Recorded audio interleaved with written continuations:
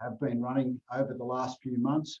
We've had some really good topics, and if anyone has missed out on them, please jump on our website, go to the Insights section, and they're all there available for you to listen in on. So today, as it says there, it's fatigue, fact, fiction, and a need for a smarter approach. And I've taken a very broad look at fatigue, also brain function and the distraction-based precursors that lead up to fatigue.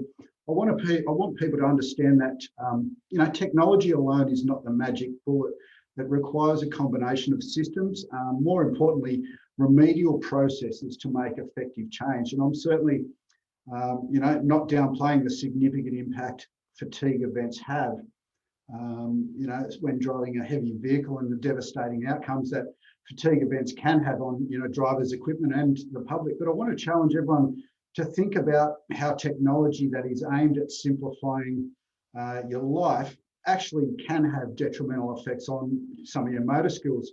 For example, who remembers people's phone numbers these days? I think everyone just has them stored. You just click on a name. Who remembers an appointment? You've got to look up your calendar to see what's going on. So these sorts of things, whilst they are there to improve, it does have some detrimental effects on our brain capacity as humans. And I want to highlight the fact that there must be additional measures run in conjunction to just a standalone detection device technology.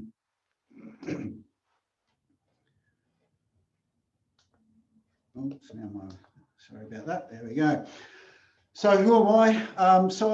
I've been a driver safety expert with over 15 years experience managing in-vehicle driver safety technology platforms. Overall, 30 years in the transport industry. Clearly by the grey hairs, I must have started when I was 5 because I'm not that old. I've had sales management, project management, and operational and management experience, and also managed a depot with a fleet of about 30 heavy vehicles, obviously staff, mechanics and admin people on top of that. So, very good understanding of what goes on in the transport world. So, looking at, fatigue, fatigue is a symptom, it's not a condition. It can be physical, can be mental, or a combination of both. And there are a few causes of fatigue, medical, lifestyle, work, and emotional aspects. People with high levels of stress, or if they've had a catastrophe in their life, can also be a precursor to the onset of fatigue as well. So there's different types of fatigue. So transient, that means extended sleep restrictions or long periods awake. Cumulative, repeated mild sleep and long periods awake across a series of days. And then there's circadian, and that's the reduced performance during nighttime hours. And there's a thing called window of circadian low. Now that generally is between 2 and 6 a.m. So that's where your body, just because of our makeup, knows that sleep's important, and those hours between 2 and 6 really are where the brain is trying to protect us and help us to regenerate and revitalize between those hours. So it's one of these things where if in the transport industry, I think all three of those fatigue types come into play because of fragmented sleep, long periods awake. But also if you're doing, some of the line haul or the overnight type driving, you tend to fall into those circadian low windows there. So, it's something that we need to absolutely have some focus on. But as I said earlier, I want to, challenge everyone a little bit to think broadly about the fatigue process. So, fatigue, hazards are generally performance-based. You've impaired standards of operation, especially in a heavy vehicle, increased reaction time, reduced attentiveness, things like impaired memory and withdrawn moods. Generally drivers get a bit of a bad rap because they tend to be a bit grumpy and things like that because they've just done a 10-hour drive. So those are all sorts of things that come into play when you're talking about fatigue, you know, and I guess its effects on your brain. Now, NTI have recently put out their most recent report, and you know, it's very interesting. But what it does show is major collisions, you know, are on the decrease, and they consider a major of something that's more than $50,000 in damages. But they are decreasing, so that's, you know, obviously one good thing that is showing. Car versus truck, you know, 80% of the time it's a third party at fault when it does happen. Truck v truck, you know, one or more fatalities is gone up marginally, so 1.8%. So, you know, whether or not that's drivers going in the same direction or opposite directions, have had a slight increase in the fatality numbers. So that's something that needs to obviously be addressed. You know, driver error is on the increase. And, you know, interestingly, I did a recent collision analysis of 132 crashes that we captured here using the DriveCam technology. 65.2 were driver error, 19.7 third party at fault. So that basically makes up, you know, 80% of collisions, you know, that we can see is directly related to humans. 3% only made up fatigue collisions in this pool of captured events that I'd analysed. Now, put a footnote to this: 3 additional collisions that were in this pool that were actually rollovers would have been attributed to fatigue without the DriveCam video evidence, and that's largely based on, I guess, you know, no one's going to admit that they were mucking around with their lunchbox, 2 hands off the wheel and eyes off the road, and they drift off and roll a truck. You know, so you need to have the mechanism that's actually going to capture the true root cause when you're talking about collisions, and especially attributing collisions to a thing either of it, be it fatigue or alertness, driver distraction, whatever it may be. So you can see, you know, driver error up, and the accuracy concerns, as I said, you know, globally, if you think about where we're sitting, you know, largely it's around the sort of 3 to 5%. You know, I think there's some figures gone around that that it's over 10%. You know, and I'm a little bit skeptical, but again, you know, I'm not downplaying anything that has to do with fatigue. So what I want to do is try and draw the focus on the balance. You know, we've got, if we're saying fatigue makes up 10% and 30% fatalities, you know, and there's huge amounts of focus on there. What about the remainder, or the balance, which is the 90% of the collisions that are making up the remaining 70% of the fatalities? You know, and that's, you know, with the root causation of that balance is really basically going unchecked. Certainly not mentioned to the levels of fatigue-related collisions, even though it's you know, over double the amount of numbers in collisions, and also the number of fatalities that are involved. What I guess what I'm trying to do is draw some tangible focus on that balance, you know, and I want to think about a more holistic approach to improve driver standards, you know, and that comes from improving or giving them the empowerment to improve their cognitive ability and make informed decisions that put their safety first, not so much meeting a deadline or pushing themselves past that point of no return, because no technology is going to fix that. Only sleep is going to be the one that fixes that. So, you know, 3 to 1 is a pretty high ratio when we start to talk about things of, you know, I guess the unmentioned in the fatality tree that's going on in the heavy vehicle industry.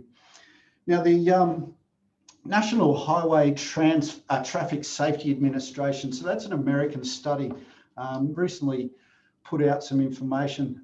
You know, distraction is the leading cause of collisions. Now, I'm going to use some US numbers here. So, you know, obviously a lot more inflated because of the population over there.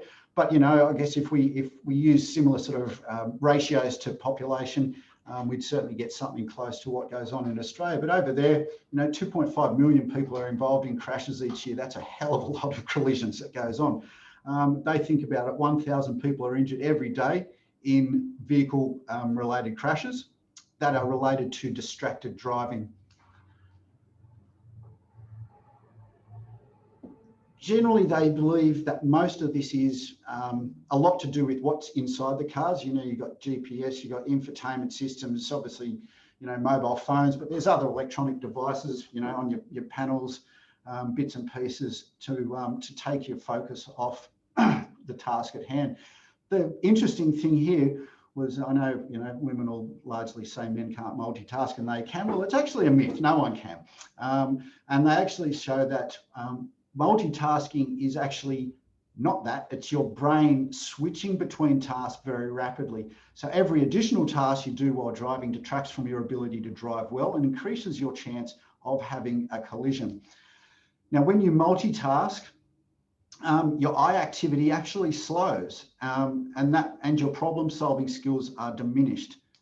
And if you think about looking at your mobile phone, it takes your brain up to 13 seconds to refocus on your surrounds after looking at your phone. Even if you only glanced at it for a second, you know, that delay factor as your brain refocuses, you know, obviously your driving skills are certainly not at their best.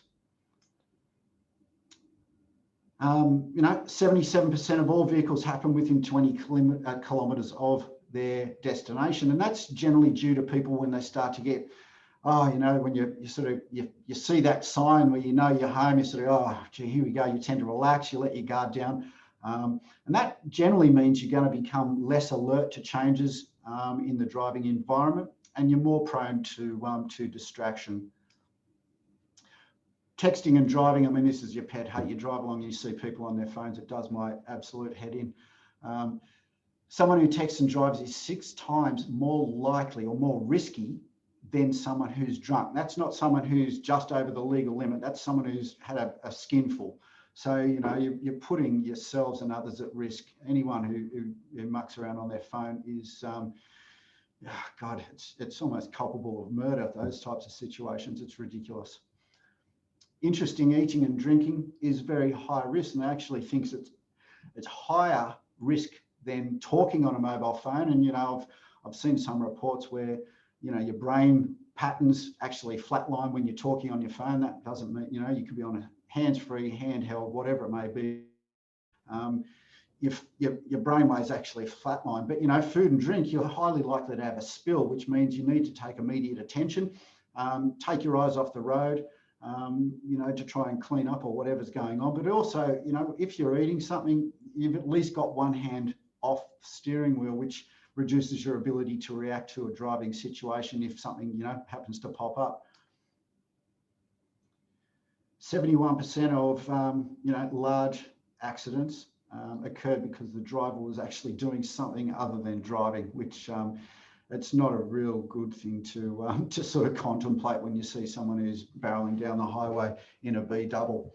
You know, 80% of crashes involved inattention, you know, in the 3 seconds right before the crash. Now, you know, I'm not here to do a big bash on DriveCam, but DriveCam captures 8 seconds prior to the trigger point. So we want to give people the information leading up to the, you know, and give you that understanding and analysis capabilities of what is root cause. And once you understand root cause, then you have the opportunity to change those things going forward. So is, you know, technology the solution to fatigue? You know, OEMs try to address it by, you know, things like ADAS, you know, autonomous braking, lane departure sensors, you know, proximity sensors, things like that. But really, you know, they're sort of aimed at the inattentive driver behaviour, which one is, you know, from the information I've just said, is probably a major contributor to collisions. And a byproduct of that is obviously a higher percentage to the contributor of fatalities. You know, and it's massive cost, both not just in monetary terms, but, you know, human life. Regulatory bodies, you know, they've, you know, aiming and trying to look at things, but, you know, there's a lot of consensus and conjecture out there about it being, you know, either too, you know, prescriptive and regimented, you know, things like COR. Certainly a good regulations that's aligning things with the HVNL, but does it adequately make functional changes to the onset of fatigue? Well, some say that it actually contributes. Jury's out about that, but if you're driving along and because of a driving hours limitation, you've got to take a break when you're not tired, or alternatively, you continue to drive when you are tired because you're not sort of at your break time as prescribed by work diaries and things like that. Electronic work diaries, I've just seen some things today released that two devices have been given the tick of approval, but again, regimented sort of methodology, and up until I guess today, still required the paper-based diary to go in conjunction with that. And then we get onto the paper-based work diary, and I've filled those out before, and it's not an easy thing, and especially if you consider someone who's just driven all day. Needs to then try and draw some lines and add up hours and do this. It really is, in essence, hanging drivers out to dry. And then you've got your AFM and your BFM, so advanced fatigue management and basic fatigue management. So certainly an accreditation-based increase to allowable drivers, and they do have some pretty strict rules around people who have been granted those accreditations. Then we get on to GPS or telemetry type solutions. From my point of view, good from an operational perspective. There's good reporting functionality, but really there's no mitigating processes for fatigue reduction, and certainly not from a collision reduction at its core roots. And then you've got your in-cab detection technology, and there's various solutions on the market. And, we have seen, in the long haul sector, there's been some reductions in, fatigue related fatalities. DriveRisk, we view this as only part of the solution. We've recently released an in-cab alertness detection solution called Drive Alert, but we would only provide this solution when we run it in conjunction with the DriveCam driver safety program. And there's reasons around that. Fatigue generally has precursors, and you've got to be able to decipher the cluster of behaviours, and the holistic approach of then coaching and training your drivers will have a much more significant impact and longer lasting positive outcome than just a simple in-cab alarm or a vibration of a seat where a driver's actually gone too far and they've passed that point of no return. And it's certainly, those types of detection technologies, they're not for all freight tasks. You'd say your long haul and overnight type driving, absolutely those types of detection technologies have their place. DriveCam has its place in absolutely every single driving, freight task that happens on the roads, because it's 24/7 and it's there to uncover root cause of risk. So does too much technology act like a helicopter parent? And, you hear about helicopter parents, and that's basically, they're hovering around, they're basically controlling everything, thereby reducing the functional aspects of being a human, reduces child's development and using their brains. And over time, they become unable to, manage their own decision-making processes, not developing the necessary skills. And that's the most detrimental outcome when you're using tech alone. There's got to be that, as I keep saying, that holistic approach to a tech-based, I'll speak English, sorry people, remedial intervention. You can see that with people with blind spot detection on their cars. Half the people don't even look over their shoulder to change lanes these days. So that's that type of thing that over time it now becomes habitual. If you look at mobile devices, that proximity detection and autonomous braking, and the weirdest thing I've ever seen was a driver in a heavy vehicle eating a bowl of I don't know what, whether it was cereal or noodles or what, both hands off the steering wheel, coming into stop traffic, didn't look up knowing that his autonomous brakes are going to kick in. Luckily it did, but also triggered a DriveCam event because of the sudden nature of the stop. Driver lifted up off his seat, almost over the steering wheel, then went straight back down, kept eating, didn't lift his eyes, didn't bat an eyelid, you know, and that's just a bad habit, and it's a consequence of technology. You know, it builds that artificial belief that, you know, drivers or anyone is now shielded from negative consequences because they have something in their cab that's going to do the job of being the human, which is the most important piece of technology in your vehicle. So I recently ran a webinar on habits and behaviour, and again, you know, I encourage you to jump on our website and listen in. But in essence, it discussed how your brain loses its control over actions once a habit becomes, you know, a subconscious. You know, your brain, it's a massive user of energy. It uses about 20% of the total energy that your body produces, and it only weighs 2% of your body, you know, body mass. You know, and it actually produces about 10 to 25 watts in power, which is enough to, you know, power a couple of light globes. So to combat the massive energy consumption, the brain has developed its own energy saving device, and that's your subconscious, meaning once you've built the pathways via neuroplasticity, now I'll just explain neuroplasticity, it's the brain's ability to reorganize itself by forming new neural connections throughout your life. You know, so as the neural connections become stronger, it eventually becomes a subconsciously controlled action, which means, you know, over time, you really don't even know, one, that you're doing it, and two, that you really don't have any control over it.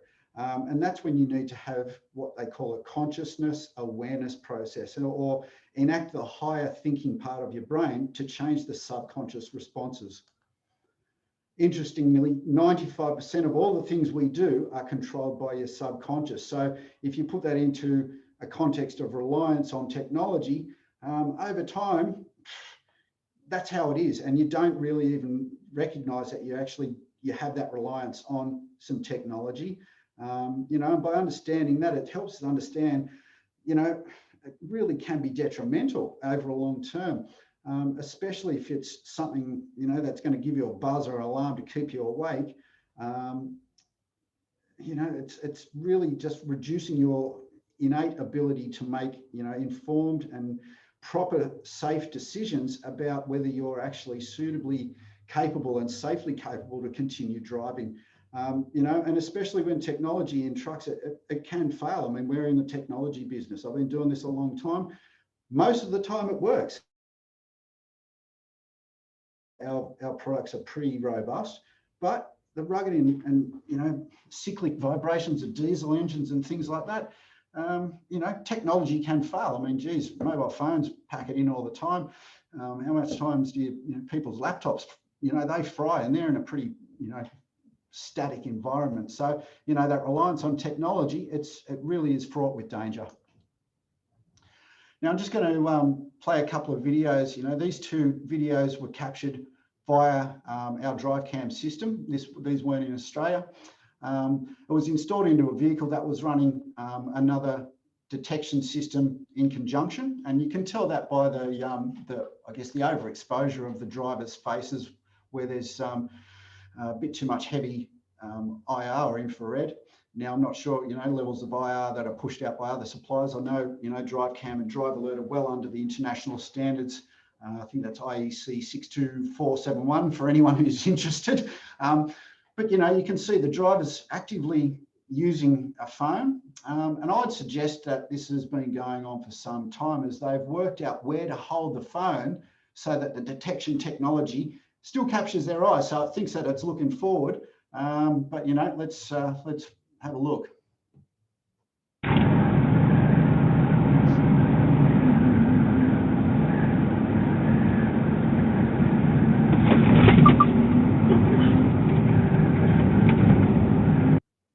Could have been a lot worse, but, you know, as you can see, that's a habit that someone's into. They're on Facebook or doing something. But I mean, you know, you're driving a truck, it's high risk. Here's another one.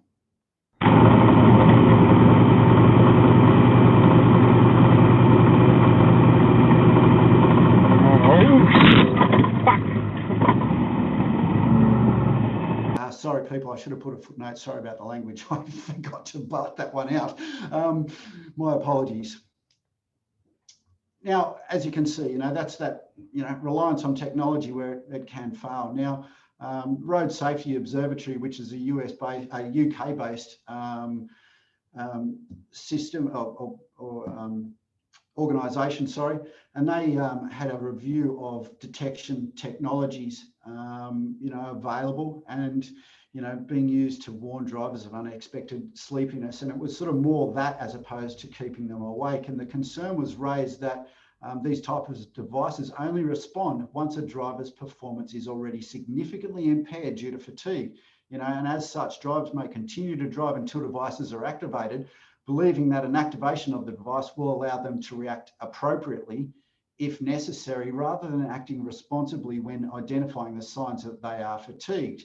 And that's, I guess, that what I was saying before is, getting that reliance on technology, it's that false safety blanket. You'll just keep driving because you think, oh, she'll be right, mate. If I start to doze off, something's going to give me a buzz.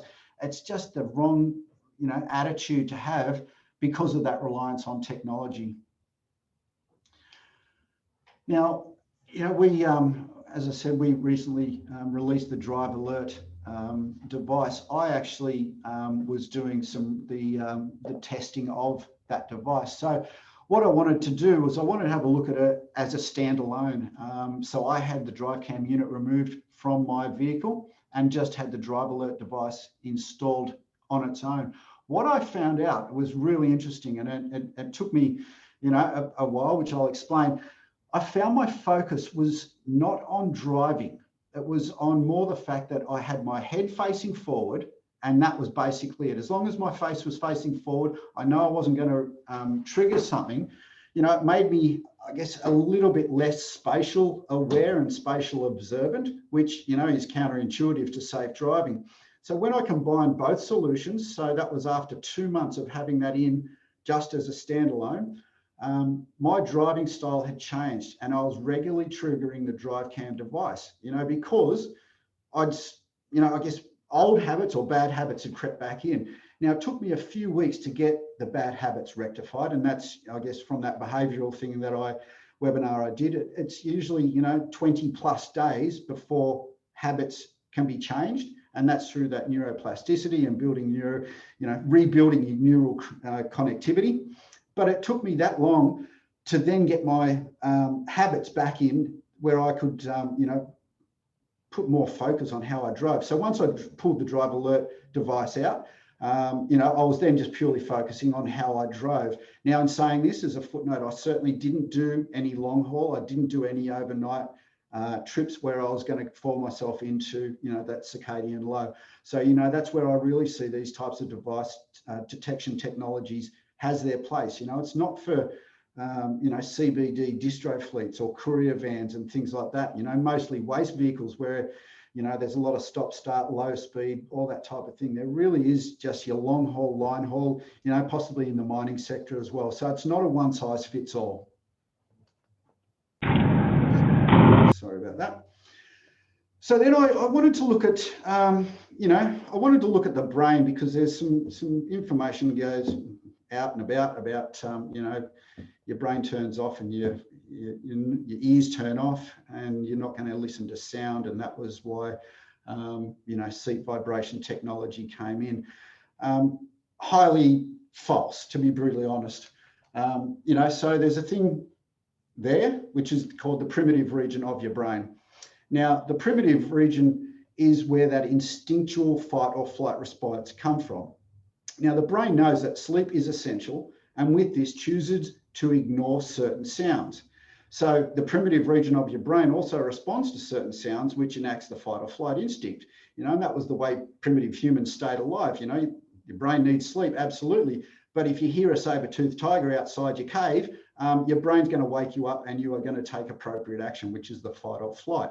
Now, obviously, the deeper the sleep, the more stimuli you're going to need. But let's consider this. You have to get into deep sleep before those types of things start to really take effect. And if you're driving a heavy vehicle and you've gone into deep sleep, which can be 20, 30 minutes after your initial doze-off period, I think you've got much bigger issues to worry about. And it's just it's just not plausible that you won't wake to loud sirens, alarms, or a voice warning. But again, you know, I encourage any solution that's going to assist with the rapid awakening, but just, you know, realistically, don't take the transport industry for fools with false information about your brains turning off, or you're not going to wake up. Smoke alarms, normal alarms, no one would get to work on time if that was the case.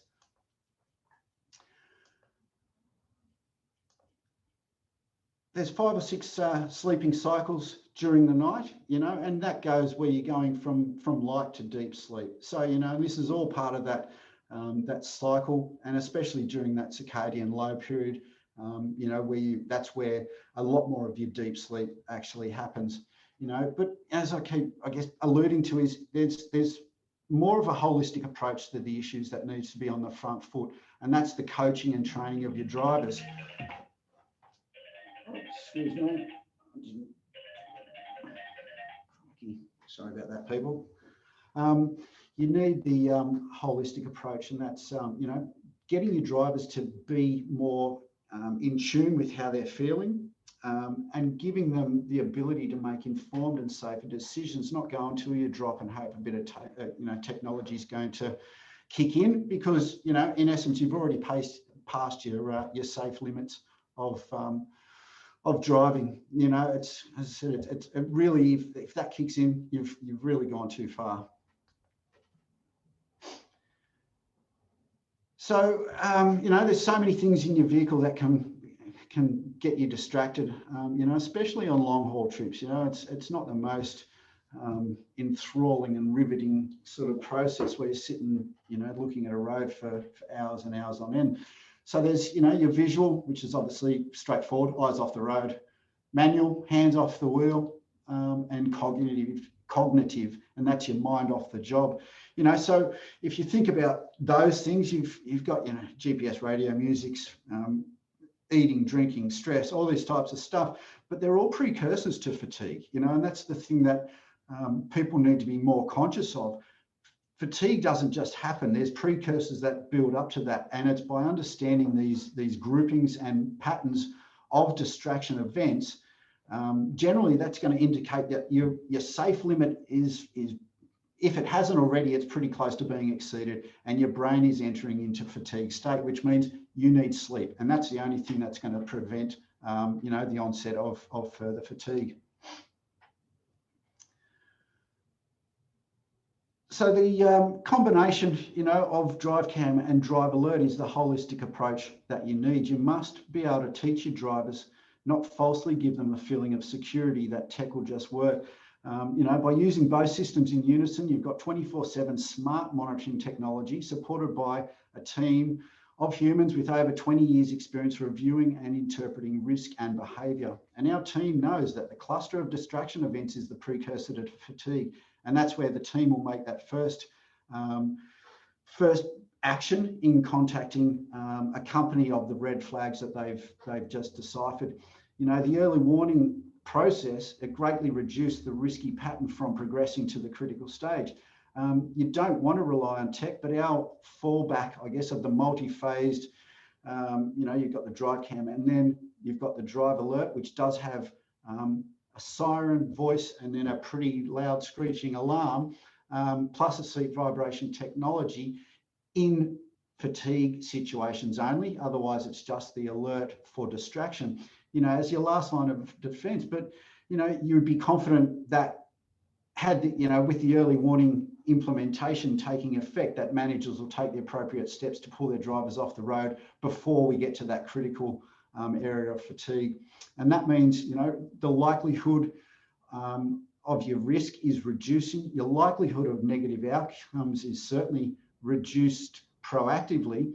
But, you know, it's all about driver education. You know, treat them as professionals, because that's what they are.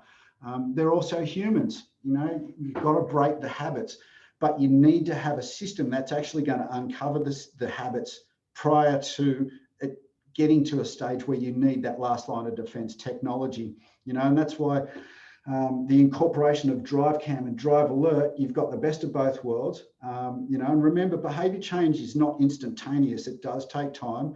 You know, well-ingrained habits actually can take, you know, 6, 8, 12 months, things like that. I mean, geez, you know, talking to a smoker, i.e. me, that's bloody years. But anyway, that's a different conversation altogether. But, you know, be patient and be persistent. And, you know, that behaviour change will happen and you'll actually achieve some really great results.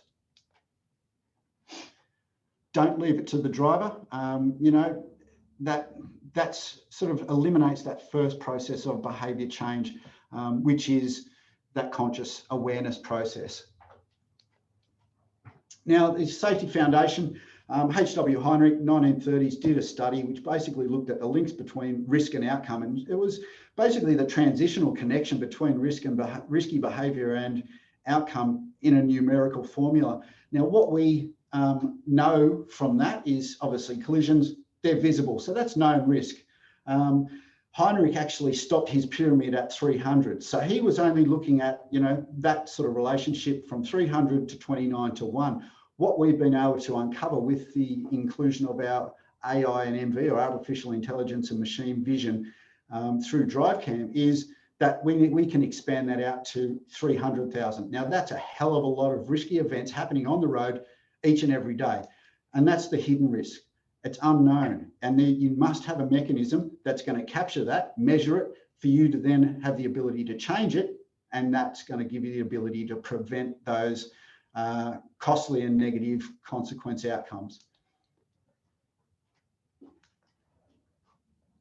So DriveCam, look, my colleague Scott Clayton, who is hosting today, he recently ran a webinar on the latest technology, which is the SF300, which is what you're seeing there. I'm not going to go too deep into it. Again, I encourage you to jump on the website and listen into Scott's webinar, because he really goes into a lot of depth about how this works. But really, the device there, it's a dual-facing camera system. It's got advanced triggering, and that's both motion and AI MV. So AI MV looks for patterns. It's basically pattern matching. Once it picks up those patterns that we've taught it, because you know, the Lytics database is the biggest in the world. We're currently doing about, you know, 1 billion kilometers per week of curated risk-based data that we can teach our AI and MV really quickly and really accurately. So once we have that in place, we've now got some advanced triggering mechanisms, forward-facing, like a dash cam, full-time record, online access to the video, 200 hours that you can go historically back to retrieve video if it wasn't captured through a motion or AI MV event, which does a 12 or up to 20-second video that is available through our online portal. Inward facing, or the driver facing, is exception only. We don't want full-time record on the driver. There's no value in that. And in essence, you're going to hang yourself out to dry from an NHVR perspective, because you need to, if you've got 100 vehicles on the road, you need about 400 people to go through all of that video to uncover all the hidden risks that you need to take action on, where we only do it by exception. We then curate that. We go through, filter it, and put risk scores and commentary and analysis into the ones that are deemed coachable events. So we're taking out all of your wasted time and make it very efficient to manage the program. Automatically upload, so you don't have to ever visit your vehicle, and everything, you know, from firmware upgrades is all done over the air. Oops, my videos aren't wanting to play very well today, but, you know, we can add a hub on, which is going to give you, you know, full 360 degree of your vehicle. So no blind spots. You know, you can put that on load monitoring. One of our steel carriers has just recently put that on to watch their loads and monitor loads and things like that from a safety perspective, you know, and it's all about giving you the operational safety as well as the DriveCam unit itself, which is the driver-based safety. And then you've got the drive alert. So this is our alertness monitoring. It's in-cab, multi-phased, siren, voice, and, you know, if it comes up to it, we can do the seat vibration on fatigue detection. As I've been saying, it's not a one size fits all. I wouldn't put this into a lot of my customers' vehicles, because what they're doing from a freight task doesn't fit this type of technology. It's, you know, DriveCam really is the one that goes into everything, and then you can piggyback these additional solutions on with what you're doing. Now, I've just got a quick little video. This is, you know, give you a little bit of where we're going as well as how the AIMV works. Excuse the Americanism, but Lytx is an American program. But really, just think about what the content and the message is, and look at some of the technology.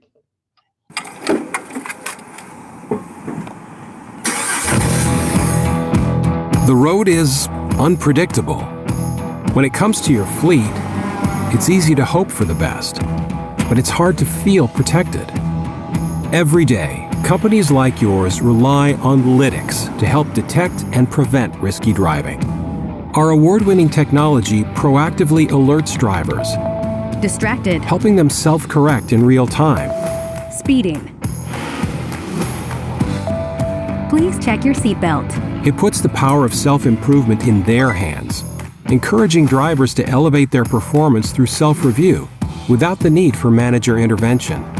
Real-time alerts and check-in tools help drivers improve on their own, while giving management the data-driven reports they need to monitor progress.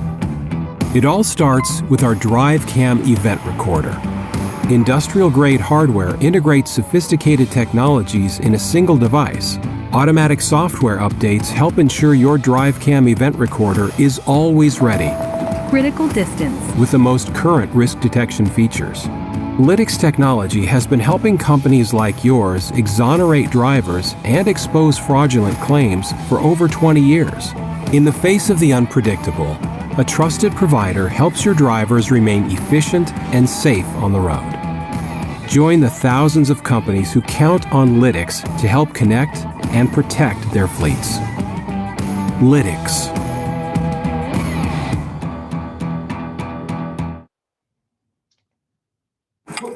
Play that again. So as you can see, we've got some really good technology coming, and that's purely because of you know, the AIMV that we're able to teach, and it is incorporating some in-cab alert processes. So, you know, really aimed at the small, you know, the fleets that are doing, you know, your distribution type stuff and CBD based type driving that's going to give them, you know, unparalleled safety and protection.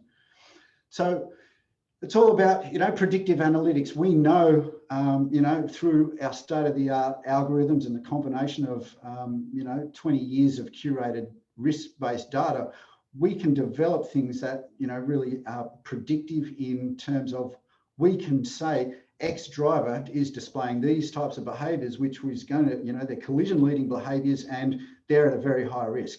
Change that driver's behavior, change your risky outcomes, you know, so it's very proactive. You know, and it all starts with the conscious awareness aspect. You've got to teach your driver and show your driver to give them that ability for them to say, I need to change, you know, and it's not just based around giving them a zing. It's about a really holistic approach to get them to comprehend what needs to change and then actively and positively work through the process to ensure that they've gone through the 5 or 6 steps of the change process and then that the actual change sticks. You know, comprehensive data, really, there's no one who can provide the data that DriveCam can provide. As I said before, it's by far the biggest repository of curated data globally. We're doing about 1 billion kilometres per week. That's billion with a B, of curated risky data. So, you know, we know what we're talking about. We've been doing this for 20 years. You know, it's really a no-brainer. You know, it's productivity gains come from fewer collisions, less downtime of your vehicles, less time of your staff, you know, either doing investigations, dealing with police, dealing with insurers, all this sort of stuff. It's going to improve your productivity, which is obviously going to improve your bottom line. You know, it's got to be online, it's got to be intelligence based, and it's got to have usable data. And you know, everyone talks about big data.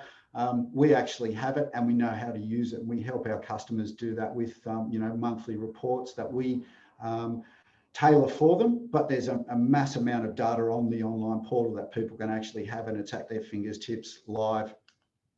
So conclusion, it's as I said, technology is not to be used as a standalone. You're really just setting yourselves up for failure. It's a human issue. We need to have a human intervention.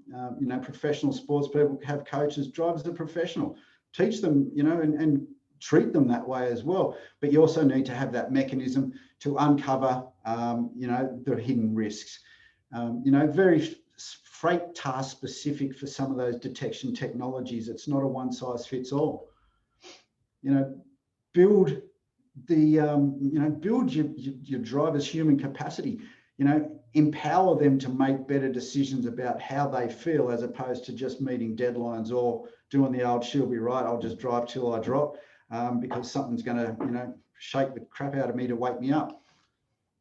Don't be lazy. I know that's a little bit confronting, but it does take effort. It's not just a set and forget. It's not a "she'll be right, mate" type sort of approach to technology.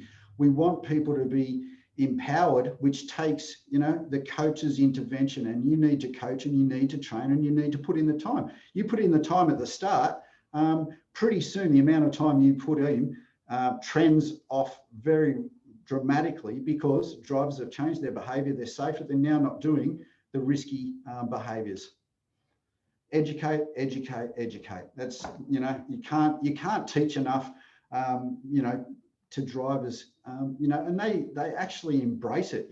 Too often it's, the driver's just left in the corner or in his cab and off he goes and happy days, as long as your stuff gets there, you beaut. Drivers actually really appreciate you giving them that time of day to educate them about things that can help make them safer. Reduce risk, save lives, improve the outcomes, and that's really the bottom line of what I wanted to talk about today. One of our largest clients actually came to me the other day and said, if I had to take every single bit of technology out of the truck and I was only allowed to keep one, I'd keep DriveCam, because it's powerful, it changes behavior, and it provides companies with what they call a defensible position if you ended up in a court of law under the CLR type situations. This client's an ex-senior sergeant, so I take his statement with a hell of a lot of gravity. I know the power of it. I've been doing this and working with DriveCam for more than 10 years now. I've seen what it does in terms of changing drivers' behaviour. It works, but as I said, it's not a plug and forget. You need to work with your drivers to educate them and help them make them better. So thanks everyone for your time. I've gone a little bit over, which I apologise for. There's our website. If you want to jump onto any of the blogs, if you want to know more, please hit up DriveCam, and there's the risk consultant team. Jot down a number. If you don't want to talk to me, talk to Scott or Michael or David. We'll be more than happy to help you improve your driver safety. So I'll just put it back to Scott now. We'll open up the Q&A panel. If you've got questions, fire them through. I'm sure Scott's probably been typing away madly, answering questions as we go along. So thank you very much, everyone, and take care out there. And, please hit us up for more information. All right, thanks very much, Mark. I have been busy on the chat, just clarifying some of the things that you went through, but other than that, we don't really have any other questions. You've obviously explained things very, very well. So unless I'll just leave it open for another couple of minutes, because I have been typing away, unless anyone has got some follow-up comments or questions. Just leave it go for a minute or so. And while we're there, just another plug for our Movember. Yes, I've had people who have donated. I've now got to shave my head at the end of the month. Put your money where your mouth is. We're open to suggestion of stupidity. So the more the money, the stupider your request can be. And feel free to go hard on your request. But money talks. All right. Well, we might call that then, because we've been going for an hour. Like I said, if you, like Mark suggested, contact details on the screen there. Reach out if you've got any further comments or any questions whatsoever. And thanks again for dialing in. Thanks very much, everyone.